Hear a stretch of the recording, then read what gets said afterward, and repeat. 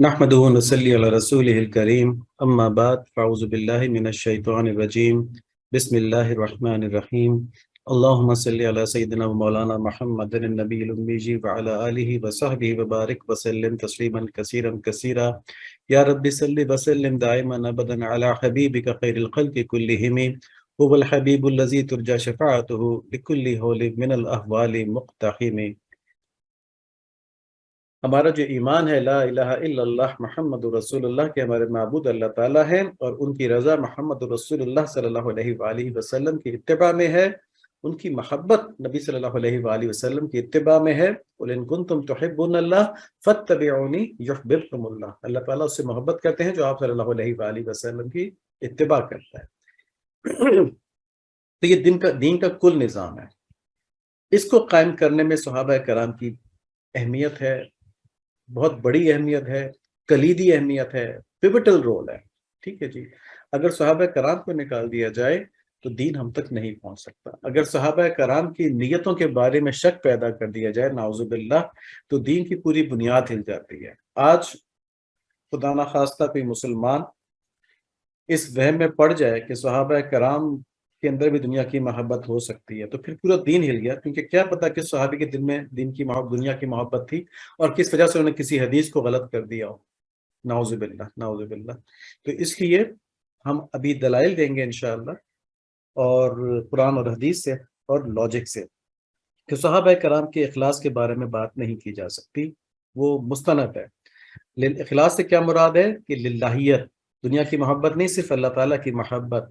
ٹھیک ہے، ان سے غلطیاں جو ہوئیں اس میں انہوں نے فوراً توبہ کی، لیکن وہ غلطیاں اجتہادی غلطیاں تھیں۔ اجتہادی غلطیاں بھی دین کے اندر کوشش کرنے کی وجہ سے ہوتی ہیں۔ اجتہاد کس چیز میں ہوتا ہے؟ اجتہاد نکلا جہد سے، کوشش سے۔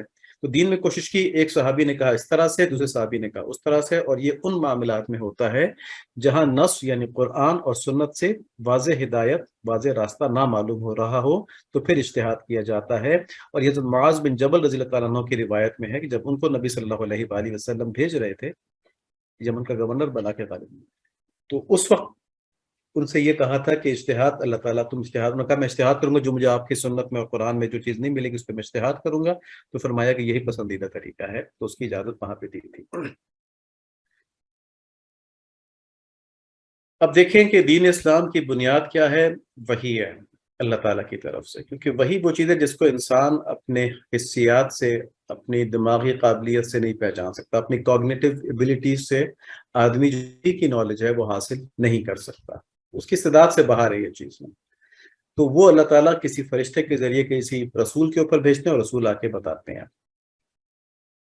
اب وحی کی دو صورتیں ہیں، ایک وہ جو قرآن کی صورت میں آئی، اور ایک وہ جو سنت رسول صلی اللہ علیہ وآلہ وسلم یا حدیث رسول صلی اللہ علیہ وآلہ وسلم کی صورت میں ہے۔ تو وحی الہی کے اوپر دنیا کا نظام قائم رکھنے کے لیے اللہ تعالیٰ نے معلم پیدا فرمائے۔ میں دنیا کا نظام اس لیے کہہ رہا ہوں کہ مسلمانوں کی یہ ذمہ داری ہے کہ دنیا میں اسلامی نظام لے کر آئیں تاکہ تمام انسانیت کو معلوم ہو جائے کہ اسلام کا فیض کیا چیز ہے۔ ٹھیک ہے، تو اس کے لیے پہلا سٹیپ کیا ہے کہ اپنے جسم کے اوپر تو اسلامی نظام لے کر آئیں، پہلے خود تو صحیح مسلمان ہو جائیں، تو پھر انشاءاللہ اللہ تعالیٰ ہمارے اندر سے ایسے لوگوں کو پیدا فرمائیں گے جو دنیا میں بھی اسلامی نظام قائم کر دیں گے۔ سب سے پہلا کام اپنے اوپر اسلامی نظام قائم کرنا۔ تو اس وحی کو آپ صلی اللہ علیہ وآلہ وسلم سے سیکھنے اور آگے پہنچانے کے لیے اللہ تعالیٰ نے خاص اور پاک لوگوں کی جماعت پیدا فرمائی، یہ جماعت اصحاب رسول کہلاتے ہیں رضوان اللہ علیہم۔ آج کل کی ٹریننگ کے کنسیپٹس میں ان کو ماسٹر ٹرینرز کہا جا سکتا ہے۔ ماسٹر ٹرینرز کون ہوتے ہیں؟ جو آگے لوگوں کو تربیت دینے کے لیے، آگے معلم بنانے کے لیے، ٹھیک ہے، وہ ان کی ایک خاص تربیت ہوتی ہے، وہ اس علم کے اندر ان کو خاص رسوخ حاصل ہوتا ہے، تو ان کا یہ رول تھا۔ اب صحابہ کرام رضوان اللہ علیہم کے دین کو مشکوک کرنا، مشکوک بنا دینا، دین کو مشکوک بنا دینے سے مطلب یہ ہے کہ یہ کہنا کہ ان کے اندر بھی دنیا کی محبت تھی اور وہ خالص اللہ تعالیٰ کے لیے کام نہیں کرتے تھے، ٹھیک ہے نا؟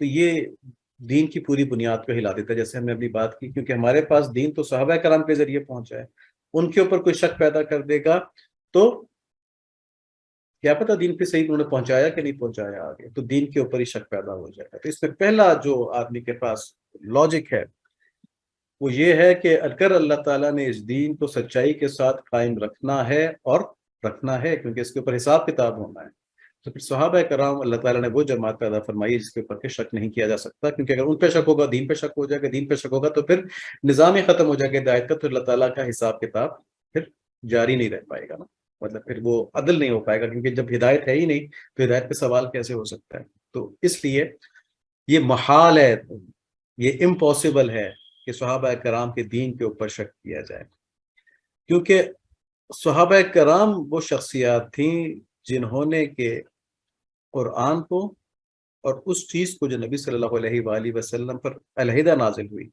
इसको कि सूरह नहल की आयत नंबर 44 के अंदर बताया गया, लितुबय्यिना लिन्नासि मा नुज़्ज़िला इलैहिम, कि आप बयान करें लोगों के लिए वो चीज़ें जो आपकी तरफ नाजिल की गई हैं।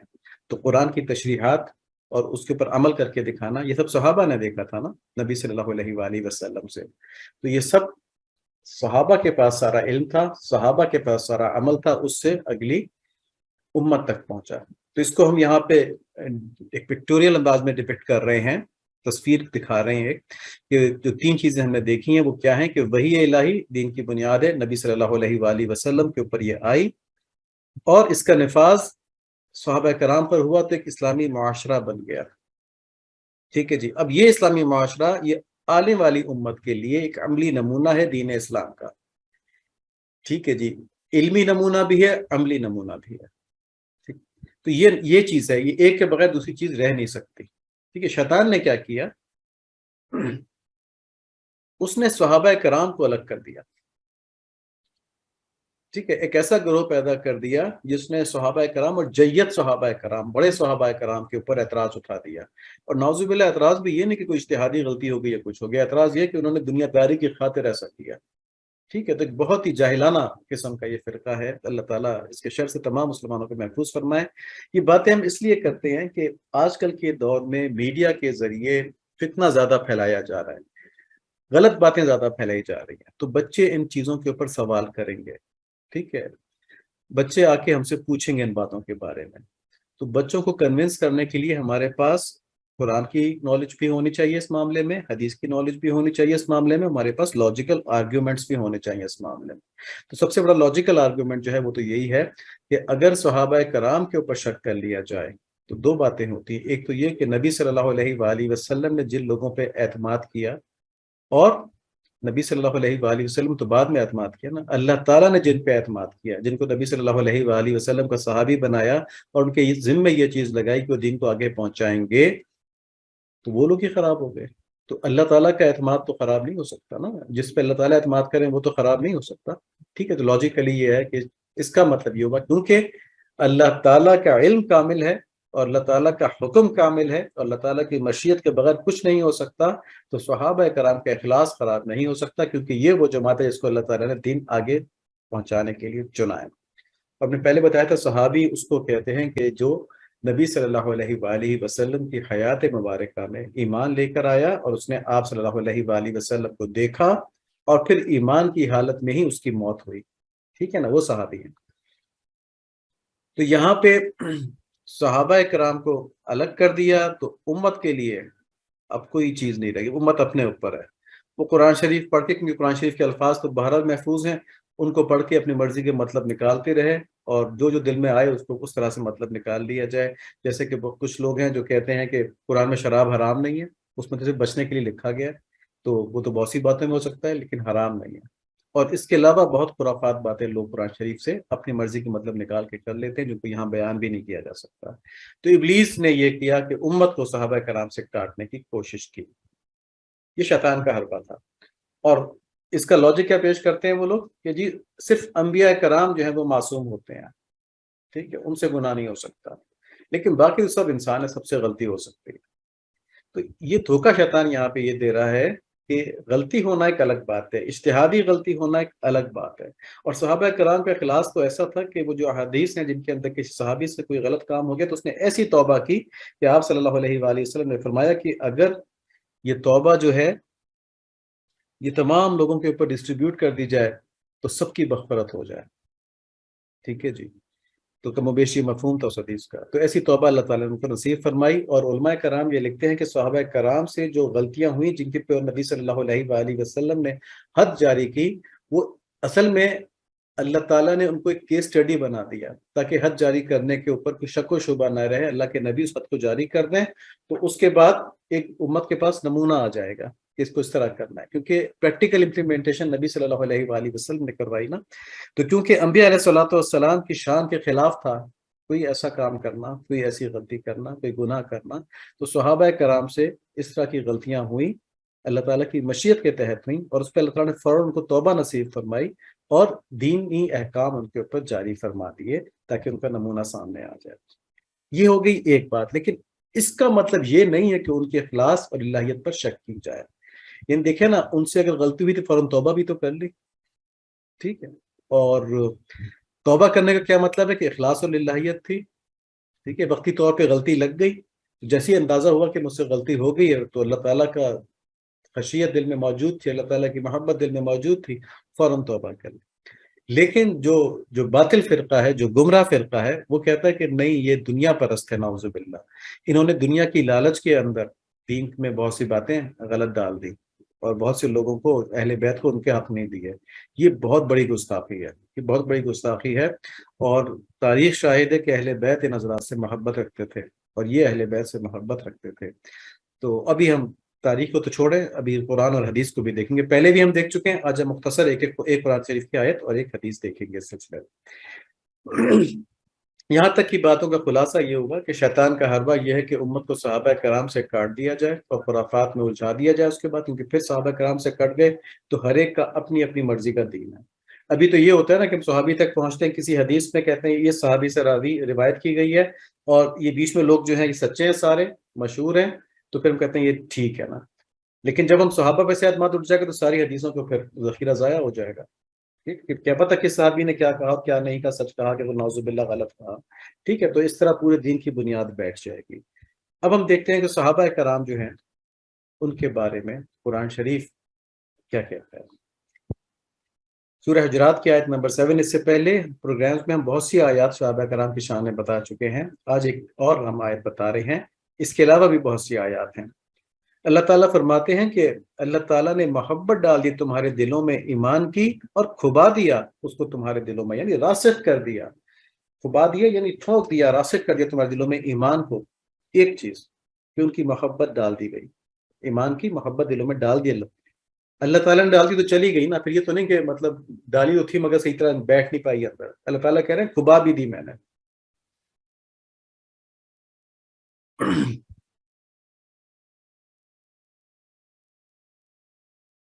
اور نفرت ڈال دی تمہارے دل میں کفر اور گناہ اور نافرمانے کی. تو کفر سے، گناہ سے اور نافرمانی سے صحابہ کو نفرت تھی، کیونکہ اللہ تعالیٰ ان کے دلوں میں نفرت ڈال دی. ٹھیک ہے جی.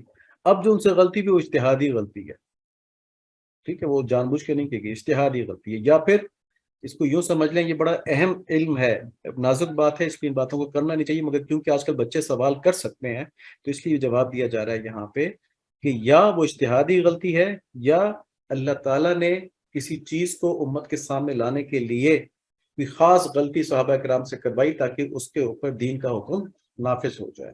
تو اللہ تعالیٰ کی مشیت کے مطابق ہے، اور یہ بات ہم اپنی طرف سے نہیں کہہ رہے، کیونکہ یہاں پہ اللہ تعالیٰ نے آیت میں فرما دیا ہے کہ نفرت ڈال دی تمہارے دل میں کفر اور گناہ اور نافرمانی کی. تو اس آیت میں مخاطب صحابہ کرام ہی ہے نا، ایسے ہی لوگ ہیں جو ٹھیک ٹھیک راستے پر آ چکے ہیں.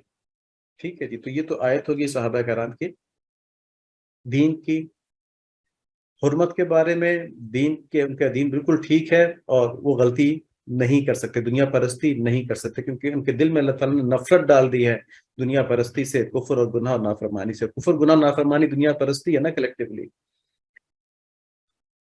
اور حدیث شریف ہے، نبی صلی اللہ علیہ وآلہ وسلم فرماتے ہیں، اور یہ بڑی سخت حدیث شریف ہے، جمعہ کے خطبے کے اندر بھی پڑھی جاتی ہے اکثر جگہوں پہ، اللہ سے ڈرو، اللہ سے ڈرو. اس کا انداز تخاطب ہے. 2 دفعہ نبی صلی اللہ علیہ وسلم نے فرمایا اللہ اللہ فی اصحابی، میرے صحابہ کے معاملے میں اللہ تعالیٰ سے ڈرو، اللہ تعالیٰ سے ڈرو. میرے بعد ان کو نشانہ نہ بنو، کیونکہ جس شخص نے ان سے محبت کی تو مجھ سے محبت کی وجہ سے ان سے محبت کی. نشانہ کس کو بناتے ہیں؟ جس سے ہم کو بغض ہو. ٹھیک ہے، جس سے ہم کو تکلیف، ہمیں اس کو پسند نہ ہو تو اس کے اوپر ہم الزام لگاتے ہیں، اس کو برا بھلا کہتے ہیں۔ تو صحابہ کرام کو نشانہ بنانے کا مطلب کیا ہے کہ ان کے خلاف دلوں میں نعوذ باللہ بغض ہے۔ تو یہاں نبی صلی اللہ علیہ وآلہ وسلم نے فرمایا کہ جس نے ان سے بغض رکھا تو مجھ سے بغض کی وجہ سے ان سے بغض رکھا، اور جس نے ان کو ایذا پہنچائی اس نے مجھے ایذا پہنچائی، اور جس نے مجھے ایذا دی اس نے اللہ تعالیٰ کو ایذا دی، اور جو اللہ تعالیٰ کو ایذا پہنچانا چاہتا ہے تو قریب ہے کہ اللہ تعالیٰ اس کو عذاب میں پکڑ لے گا۔ ترمذی شریف کی روایت ہے، یہاں سے ثابت ہے کہ صحابہ کرام کو برا بھلا کہنے والے اللہ تعالیٰ کی عذاب کے مستحق ہو جاتے ہیں۔ اس حدیث سے ثابت ہوتی ہے یہ بات۔ دیکھیں میں بار بار یہ بات کہہ رہا ہوں کہ ہمارا مقصد یہاں پہ کسی کے اوپر تنقید کرنا نہیں ہے، ہمارا مقصد یہ ہے کہ ہم اپنی اولادوں کو اور اپنے آپ کو، دین کو بچا لیں اپنے، کیونکہ لوگ غلط باتیں روایت کرتے ہیں پھر ہمارے بچے کنفیوز ہو جاتے ہیں، تو ان کو سمجھانے کے لیے دلائل دینا ضروری ہے۔ اچھا، ان صحابہ کرام کے اندر خلفائے راشدین کی خاص فضیلت ہے۔ خلفائے راشدین آپ صلی اللہ علیہ وآلہ وسلم کے وہ ساتھی ہیں، یہ چار خلفائے راشدین جو زندگی میں بھی آپ صلی اللہ علیہ وآلہ وسلم کے خصوصی دوستوں میں رہے، خصوصی مصاحب میں رہے، ٹھیک ہے، یہ بڑے قریبی لوگ تھے۔ ان کے ساتھ آپ صلی اللہ علیہ وآلہ وسلم کی رشتہ داریاں قائم ہوئی یا پہلے سے تھی؟ حضرت علی رضی اللہ تعالیٰ عنہ کے ساتھ تو پہلے سے تھی۔ اللہ کریم نے انہیں خصوصی فنا اور اخلاص نصیب فرمائی تھی، کہ ان کا عجیب معاملہ تھا، عجیب مقام تو ظاہر ہے۔ یہ بات یہاں پہ کیسے لکھی گئی، اس کی دلیل کیا ہے؟ اس کی دلیل یہ ہے کہ جب یہ نبی صلی اللہ علیہ وآلہ وسلم کے خصوصی مصاحب تھے، ٹھیک ہے، دو کو تو نبی صلی اللہ علیہ وسلم نے اپنا وزیر کہا نا، حضرت ابوبکر صدیق رضی اللہ عنہ تو عمر رضی اللہ عنہ، تو کیا نبی صلی اللہ علیہ وآلہ وسلم کے خصوصی مصاحب کوئی عام آدمی ہو سکتے تھے؟ کوئی ایسے لوگ ہو سکتے تھے جن کے دل میں دنیا کی محبت کا ایک ذرہ بھی بچا ہو؟ تو اللہ تعالیٰ نے ان کو خصوصی فنا نصیب فرمائی۔ فنا سے مراد کیا ہے کہ انہوں نے اپنی خواہشات، اپنی پسند، اپنی ناپسند سب اللہ کی رضا میں فنا کر دیا تھا، اور صرف اللہ تعالیٰ کو چاہتے تھے، صرف اللہ تعالیٰ کو چاہتے تھے، لوجہ اللہ، کہ اللہ تعالیٰ کے چہرے مبارک کے لیے، ٹھیک ہے، اس دن رات اللہ تعالیٰ کی عبادت میں لگے ہوتے تھے۔ یہ وہ چار اصحاب ہیں۔ اللہ کریم نے انہیں دین میں خصوصی تفقہ نصیب فرمایا، یعنی یہ صرف اخلاص نہیں تھا، عقل مندی بھی تھی اور دین کی سمجھ بھی ان کے اندر تھی۔ تو اسی لیے ان کو اللہ تعالیٰ نے بعد میں دین قائم کرنے کے لیے ایک کے بعد ایک چار خلیفہ مقرر فرمایا نا۔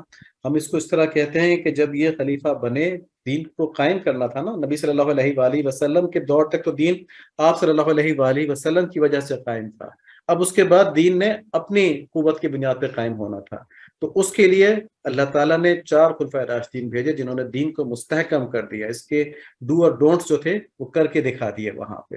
تو اس کے لیے ظاہر صرف اخلاص نہیں چاہیے تھا، دین کا علم بھی چاہیے تھا، تفقہ بھی چاہیے تھا، تو تفقہ بھی ان کے اندر خاص تھا۔ تمام صحابہ میں انہیں خصوصی وجاہت عطا فرمائی، اور آپ صلی اللہ علیہ وآلہ وسلم نے ان کی پیروی کا خصوصی حکم دیا، ٹھیک ہے جی، خلفائے راشدین کی پیروی کا۔ تو یہاں پہ حدیث شریف ہے کہ حضرت ارباز بن ساریہ رضی اللہ عنہ فرماتے ہیں کہ ایک روز رسول اللہ صلی اللہ علیہ وآلہ وسلم ہمارے درمیان کھڑے ہوئے، آپ نے ہمیں ایک مؤثر نصیحت فرمائی جس سے دل لرز گیا اور آنکھیں ڈبڈبا گئیں۔ آپ صلی اللہ علیہ وآلہ وسلم سے عرض کیا گیا، اللہ کے رسول صلی اللہ علیہ وآلہ وسلم، آپ نے تو رخصت ہونے والے شخص جیسی نصیحت کی ہے، لہٰذا آپ صلی اللہ علیہ وآلہ وسلم ہمیں کچھ وصیت فرما دیں۔ جو صحابہ کرام کا نبی صلی اللہ علیہ وآلہ وسلم سے محبت کا حال تھا نا، تو واقعی ان کے دل لرز گئے ہوں گے یہ سوچ کے کہ یہ تو عجیب باتیں کر رہے ہیں، آج جانے کی باتیں کر رہے ہیں۔ اللہ تعالیٰ ہمیں بھی نبی صلی اللہ علیہ وآلہ وسلم سے کامل محبت نصیب فرما دیں، اللہم آمین۔ آپ صلی اللہ علیہ وآلہ وسلم نے فرمایا، تم اللہ سے ڈرو اور امیر کی بات سنو، یعنی جو بھی تمہارے پر امیر مقرر کیا ہے اس کی بات سنو اور اس کی اطاعت کرو، گرچہ تمہارا امیر ایک حبشی غلام ہی کیوں نہ ہو، ٹھیک ہے۔ تو یہاں تو امارت امیر کی بات کر دی کہ اس کی اتباع کرنی چاہیے۔ پھر فرمایا، عنقریب تم لوگ میرے بعد سخت اختلاف دیکھو گے، تو تم میری اور میری ہدایت یافتہ خلفائے راشدین یعنی کہ سنت کو لازم پکڑنا، اس کو اپنے دانتوں سے مضبوطی سے تھامے رہنا، دانتوں کا عربی کا محاورہ ہے، یعنی چھوڑنا نہیں، دانتوں سے کس کے پکڑ لینا، اور دین میں نئی باتوں بدعتوں سے اپنے آپ کو بچانا، اس لیے کہ ہر بدعت گمراہی ہے۔ اس حدیث کے اندر تقوی اختیار کرنے کے اور امیر کے اطاعت کی بات کی گئی، اور سنت نبوی اور سنت خلفائے راشدین کی اتباع کی تاکید کی گئی، حکم دیا گیا، اور بدعات سے بچنے کی تلقین کی گئی۔ تو یہ خلفائے راشدین کا مقام ہے۔ بہت کھول کھول کے باتیں قرآن کے اندر بھی ہیں، حدیث کے اندر بھی ہیں، لاجک کے اندر بھی ہیں، اب جو بہکے گا بس وہ اللہ تعالیٰ سے پناہ مانگے کہ اللہ تعالیٰ ہمارے دل کو شقی ہونے سے اور ضعف سے محفوظ فرمائے، اور ان مبارک ہستیوں کی محبت ہمارے دلوں میں ڈال دیں، کیونکہ ان کی محبت میں نبی صلی اللہ علیہ وآلہ وسلم کی محبت ہے، اور نبی صلی اللہ علیہ وآلہ وسلم کی محبت میں اللہ تعالیٰ کی محبت ہے۔ تو ان احکام کے ساتھ ہی اس بات کی پیشن گوئی بھی کی گئی کہ یہ امت اختلاف کا اور انتشار کا شکار ہو جائے گی۔ ایسے موقع پر صحیح رائے یہ ہوگی کہ نبی اکرم صلی اللہ علیہ وآلہ وسلم کی سنت اور خلفائے راشدین کے طریقے پر چلا جائے، کیونکہ اختلاف کی صورت میں حق کو پہچاننے کی کسوٹی اور معیار یہی دونوں چیزیں، یعنی جب امت میں اختلاف ہوگا تو حق کس طرف ہے، کس طرح معلوم ہوگا؟ ہم دیکھیں گے صحابہ کرام کس طرف ہیں، خلفائے راشدین کس طرف ہیں، جہاں خلفائے راشدین کا قول موجود ہوگا، ان کا طریقہ موجود ہوگا، اس سائڈ پر حق ہوگا۔ تو اگر کوئی خلفائے راشدین کے خلاف بات کرنا شروع کر دے، تین خلفائے راشدین کے خلاف بات کرنا شروع کر دے، تو اس کا دین کہاں گیا؟ ٹھیک ہے جی، اللہ تعالیٰ محفوظ فرمائے، ایسے لوگوں سے تو دوستی بھی نہیں کرنی چاہیے۔ خلفائے راشدین حضرت ابوبکر صدیق رضی اللہ عنہ، حضرت عمر رضی اللہ عنہ، حضرت عثمان رضی اللہ عنہ، حضرت علی رضی اللہ عنہ، میں سے دو کی ہم بات کر چکے ہیں۔ آج ہم حضرت عثمان رضی اللہ عنہ کو کچھ تعارف پیش کریں گے۔ حضرت عثمان غنی رضی اللہ عنہ کا نسب پانچویں پشت پر عبد مناف بن قصا پر نبی صلی اللہ علیہ وآلہ وسلم کے نسب سے مل جاتا ہے۔ حضرت عثمان رضی اللہ عنہ کی نانی حضرت عبداللہ بن عبد المطلب کی سگی بہن اور نبی صلی اللہ علیہ وآلہ وسلم کی پھوپھی تھیں، اس لیے وہ ماں کی طرف سے نبی صلی اللہ علیہ وآلہ وسلم کے قریبی رشتہ دار ہیں۔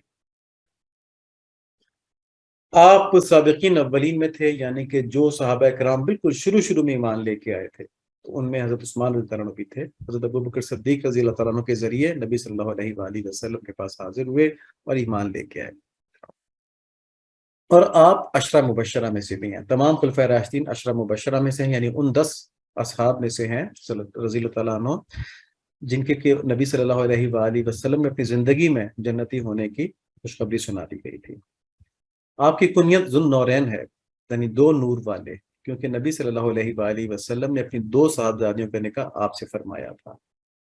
اب دیکھیں، جو لوگ حضرت عثمان رضی اللہ تعالیٰ کے اوپر تنقید کرتے ہیں، ان پر افسوس ہوتا ہے، ان کی عقل پر افسوس ہوتا ہے کہ جن کو نبی صلی اللہ علیہ وآلہ وسلم نے اپنی بیٹی کا شوہر بننے کے قابل سمجھا، ان کے اندر تنقید کرنا یہ کیسا ظلم ہے؟ یعنی نبی صلی اللہ علیہ وآلہ وسلم کی سمجھ کے اوپر تنقید کرنا، نعوذ باللہ۔ نبی صلی اللہ علیہ وآلہ وسلم تو اپنی دو بیٹیاں ان کو دے رہے ہیں، پہلے حضرت رقیہ رضی اللہ عنہ جو تھیں ان سے نکاح فرمایا، اور پھر جب ان کی وفات ہوگی تو نبی صلی اللہ علیہ وآلہ وسلم کی دوسری بیٹی ام کلثوم سے ان کا نکاح فرمایا رضی اللہ عنہ۔ تو کتنا بڑا ظلم ہے اور کتنی ناسمجھی، اور شیطان کس طرح عقل کو معروف کر دیتا ہے جب آدمی دین کا پورا علم نہ سیکھے اور اپنے بوس کی وجہ سے وہاں جائے جہاں پہ کہ گند پڑا ہوا ہے۔